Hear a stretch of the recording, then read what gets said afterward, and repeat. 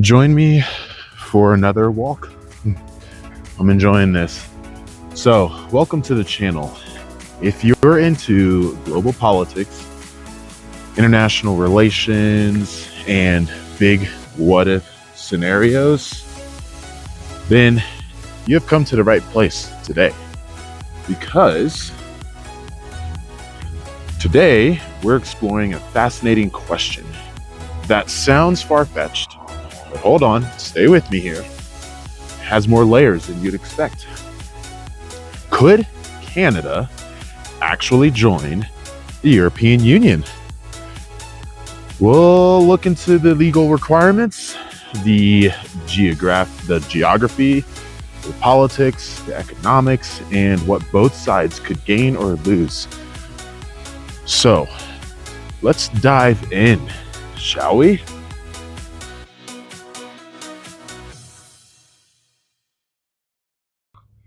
This was encouraged by watching TLDR's video and reading The Economist not too long ago, the article on if they could join. But let's look at the legal criteria. Let's begin with the basics. What does it take to join the EU? Well, I'm glad you asked. According to Article 49 of the Treaty of the European Union, any European state that respects democratic values and meets EU standards can join or can apply to join. So the key word here is European. And that's the first hurdle that Canada is obviously not located in Europe. But there's precedent for flexible interpretations, right? You have Cyprus, as one example, is geographically closer to the Middle East, but is a full EU member. And so while geography matters, the EU has shown that it can bend the definitions for political and cultural alignment. And this means that if the EU wanted Canada to join, the legal door isn't completely shut. However, it would require political will and probability, a new interpretation for what counts as a European state. So, there's that. Now, let's get into the political and cultural alignment, right? This is a cute little squirrel. So, now we're going to talk about the values and the systems. Canada is one of the world's most stable, liberal democracies. It has a strong legal system and respect for human rights, press freedom, and a mixed economy. All of these things the EU looks for in new members. And culturally, the overlap is massive. Millions and millions of Canadians trace their roots to Europe, right? French is an official language. Obviously, English is also an official language in Canada. And the EU shares values on climate change and human rights and international cooperation. Canada is already part of key Western alliances like NATO, the G7, and the OECD. In many ways, Canada is more politically aligned with Europe than some of Europe's actual neighbors. So, could they join based off of this? Those two things, it's looking likely, right? It'd be kind of cool to see. Be funny to watch too with certain rhetorics. But now we're going to get into some of the other things like the economics. So economically, Canada and the EU are already closely connected. The Comprehensive Economic and Trade Agreement, or the CETA, is one of the most advanced free trade deals in the world. It removes tariffs, on most goods, opens up investments, and aligns many regulations. So, while Canada isn't an EU member, it already enjoys many of the economic perks of membership without having to deal with EU bureaucracy or political commitments. So, in theory, becoming a full member could boost trade even further. Now, give Canadian citizens full access to the EU labor market and integrate Canada into a larger economic and regulatory bloc.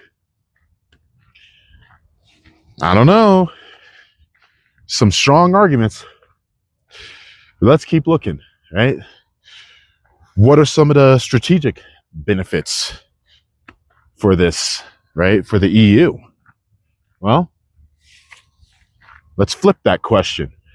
Why would the EU want Canada? First, Canada is rich in natural resources like timber, oil, and rare earth metals, all of which the EU needs. Second, it's a highly educated, stable democracy with strong institutions and global influence. So, Canada could help the EU boost its global presence, especially in North America. It can also serve as a bridge to the United States, a valuable strategic role, especially in times of geopolitical uncertainty. Adding Canada could also expand the EU's economic footprint and add political legitimacy to the idea of a broader transatlantic alliance. Now, if you're not familiar with geography, that is a big thing. But let's talk about some of the challenges. Now, of course, there are huge obstacles, like massive ones. First, you have a legal definition of a European country. So a European country would likely need to be rewritten, and that requires unanimous agreement from all EU members. Good luck with Viktor Orban. Second, Canada would gain voting power in the EU or in EU institutions like the Council and the Parliament. And that could upset the existing power balance between countries like Germany, France, Italy, and some others. Viktor Orban. Third, Canada has deep ties with the United States, and through trade, security, and defense, would joining the EU strain those ties? Time will tell. So could Canada really commit to the EU rules without clashing with the United States' interest? I don't know. Finally, public opinion matters. Would Canadian voters really want to be subject to EU regulations, rules, and political institutions that are thousands of miles away? That's a good thing to look at. What do you think? You know? So, moving on from that, there are some alternative options that we can discuss. So, full EU membership may not be realistic. I mean, at least for now. But that does not mean deeper integration is off the table. Here are some more potential paths that we can look at. First, associate membership, a lighter form of membership without full voting rights. Now, this has been proposed for other countries like the UK post-Brexit. You know, they've done that. Expanded CETA, the Canada EU trade deal. That could evolve into something even more comprehensive and covering more areas like digital trade, energy, or mobility. Number 3, transatlantic union. A broader idea that's been floated by some academics linking North America and Europe more closely through a political or economic alliance.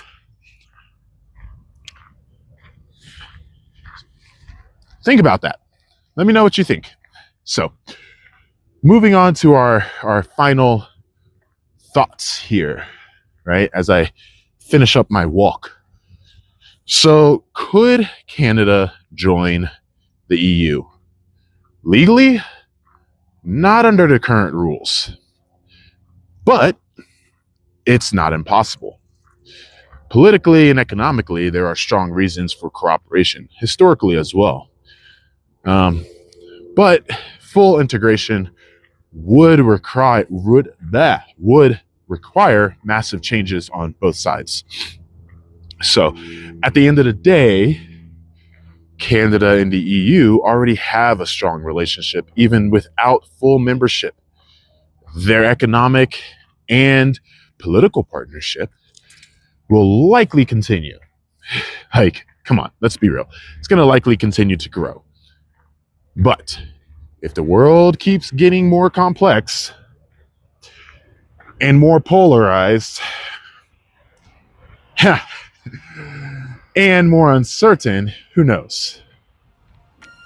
Maybe Canada, applying for EU membership won't sound so strange after all. And if you enjoyed this breakdown,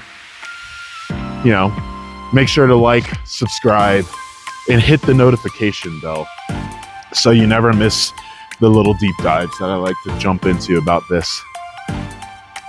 And now, I'd also like to hear from y'all.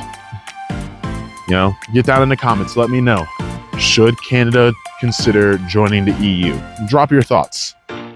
Drop those thoughts in the comments because, again, this was something that I think it came from The Economist and then it's kind of been laughed at, but certain times call for certain conversations to be had. So thank you, and I'll see you next time.